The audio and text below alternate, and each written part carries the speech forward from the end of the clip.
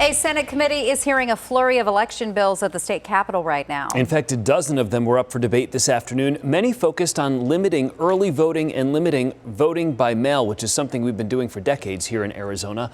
Our political editor, Dennis Welch, is in the newsroom tonight with more. Dennis?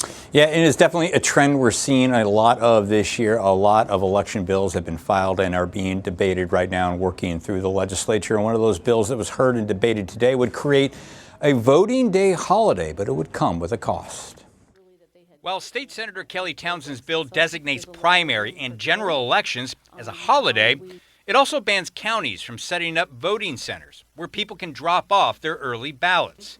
Townsend told us today that the holiday is intended to make voting more convenient.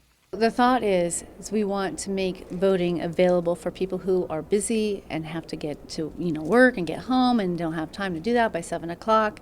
If we make it a holiday, that opens that up for them to be able to get there and vote. But for Democrats, like State Senator Martin Quezada, the Townsend bill has the exact opposite effect. It restricts and makes it more inconvenient. And for some people, for a lot of people in Arizona, that inconvenience is what ends up being the restriction. While Townsend said she wants to make voting more available, she supported a separate bill in committee that limits early voting to people with certain disabilities and those who are over 65 years old.